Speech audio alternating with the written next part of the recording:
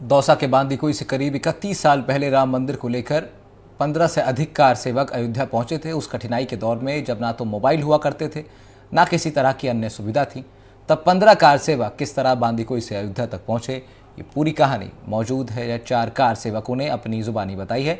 इनमें एक कार सेवक चंद्रकला डंगायच अकेली महिला कार सेवक थी। इन 15 कार सेवकों में से 4 से हमने मुलाकात की। उन्होंने उस समय का पूरा वृतांत हमसे साझा किया है। दिखाते हैं आपको कार सेवकों से हमारे एनडीटीवी संवाददाता की खास बातचीत।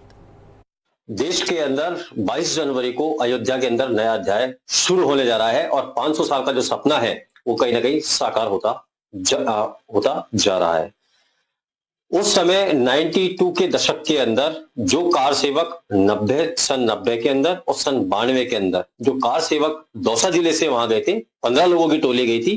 कुछ हमारे साथ कार सेवक मौजूद हैं, उनसे जानना चाहेंगे कि आखिर 90 और सन 92 के अंदर क्या हुआ था। कार सेवक हमारे साथ मौजूद है, सुशील विजयवर्गीय हमारे साथ हैं। आपसे सबसे पहले पूछना चाहेंगे कि क्या उन सन 92 के दशक में क्या उस समय आप वहां मौजूद थे, क्या सीन था वहां पर? सबसे पहले तो मैं इस 22 जनवरी की प्राण प्रतिष्ठा के लिए आपके चैनल के माध्यम से संपूर्ण भारतवासियों को बधाई देना चाहता हूं और इस उत्सव में सबको शामिल होने का आह्वान करता हूं। हम 90 में यहां से गए थे। हम कार सेवकों का दल यहाँ से जीप के द्वारा गया। हमें डीग पहुंचने का आदेश मिला। डीग से हम मथुरा हमको जाना था।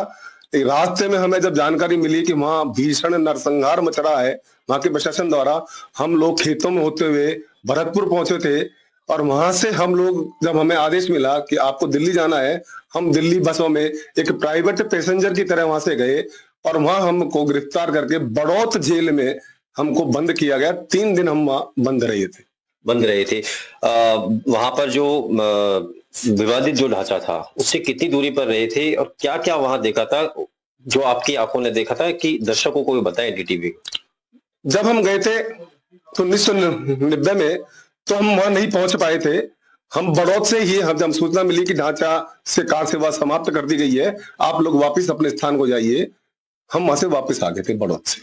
बिल्कुल, जो कार सेवक जो वहां जा रहे थे उनको बीच में ही अरेस्ट कर लिया था। बड़ौत के अंदर एक कॉलेज के अंदर अस्थायी जेल बनाई थी जिसके अंदर गिरफ्तारी देकर 3 दिन तक मारा गया था। और भी कार सेवक हैं, नरसिंह सैनी जी हैं हमारे साथ में।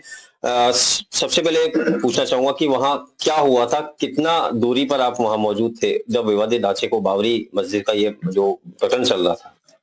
करीब 100 मीटर की दूरी पे ही हम एक मकान पर बैठे हुए थे। 8-9 फीट की ऊंची दीवार पे हम पूरे बांदीकुई के थे। जब हमने देखा कि कार सेवक ऊपर चढ़ गए थे और जब वो ढांचे को ढा रहे थे तो उनके हाथ में गैंती थी, लेकिन गैंती कुछ भी काम नहीं कर रही थी कि गैंती बिल्कुल मुड़ गई। गैंती एक दुकान में हमने देखा, आंखों देखा सामने, एक ने दुकान खोल दी।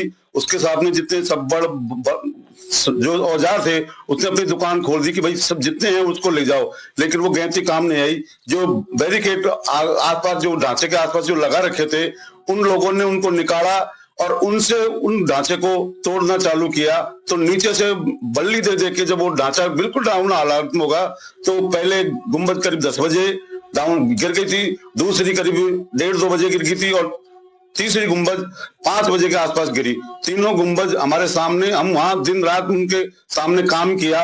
और फिर रात को हम 6 दिसंबर की रात को हम सोए नहीं। उन्होंने हमें बोला कि आप मिलिट्री आ रही है। पहले तो हमको सड़कों पे लेट गए कि भाई मिलिट्री नहीं आए, हमारे ऊपर से निकल जाएगी मिलिट्री, लेकिन हम वहां जान देने के लिए तैयार थे। फिर उन्होंने बोला कि आप नहीं वहां से निकल जाओ, आपको ये ढांचा हटा के और राम मंदिर को यहीं विराजमान करना है, एक चबूतरा बनाना है आपको। तो हम रात को करीब 500 मीटर की लंबी लाइन लग के इनके बाल्टी पास में आए पानी की, फिर हम मेरा इस तरीके से हमने चैन बना के उस पानी को वहां भिजवाया। और उस तरीके से जितना हमसे सुबह तक ढांचा बन पाया उतना उसमें ढांचा बनवाया। जब हमने देखा कि 7 तारीख को हमारे आसमान पर अयोध्या में हेलीकॉप्टर सेना के उतरने चालू हो गए, तो फिर हमको उन्होंने बुला लिया कि आप अपना जो भी यहाँ से सामान है वो यहीं अयोध्या में रख के जाओगे। हम 7 दिसंबर को शाम को हम वहां से रवाना हुए और हम आने में कुछ ज्यादा परेशानी आई क्योंकि हमारे जो भी खाने पीने का इंतजाम था ना वो रुक दिया। और पूरे यूपी में कर्फ्यू लग रहा था। हर मुसलमान के घर के आगे काला झंडा और हर हिंदू में भगवा ध्वज फहरा रखा था। जब हम वहां से गुजरे तो हम वापस बांदी को आए 8 तारीख को। तो यहाँ 8 तारीख को आके हमारे गोपाल जी गोयल को 9 तारीख को इनको अरेस्ट कर लिया। फिर हमने थाना पे भी घेराव कर लिया। फिर ये बताएंगे कि थाने में किस किस तरह से कार्रवाई हुई, फिर इनको छोड़ा। आपसे पूछना चाहेंगे आपका नाम क्या है? सुशील खंडेलवाल। सुशील जी, आप वहां पर मौजूद थे, कार सेवक, क्या कहना होगा कि उस समय का जो नजारा था उसको लेकर क्या कहना होगा? एक तो हमको सौभाग्य मिला, मुझको सुशील जी विजय को, कि हमने राम दरबार को हाथ लगाया। हमसे कहा राम दरबार उठाओ, ऐसे हटाओ ऐसे स्थान से, तो ढांचा गिरने वाला था उस समय। उसके बाद में जो कार से वो घायल हो रहे थे, उनको घायल कार से वो पकड़ दिया और हमसे कहा इनको लेके जाओ एम्बुलेंस में। हम एम्बुलेंस में लेके गए। पहले हम कार से वो हॉस्पिटल में गए, वहां हाउसफुल हो गया पूरा। फिर उसके बाद में गए अयोध्या हॉस्पिटल, उसमें पूरे बेड भर चुके थे। फिर हम गए फैजाबाद, और हम फैजाबाद जाके हमने फैजाबाद में से ही हमने एसटीडी से सूचना करी बांदीकुई में कि ढांचा गिर गया है। और उसके बाद फिर हम बार बार 8-10 चक्कर हमने फैजाबाद से बांदीकुई के अयोध्या के लगाए और कार से वो सेवा की। उसके बाद हमारे सबको चिंता हुई, खांगे ये मिल नहीं रहे हमसे। फिर हम रात को पहुंचे जब वहां पे, तो खाना वाना खत्म हो गया था। लेकिन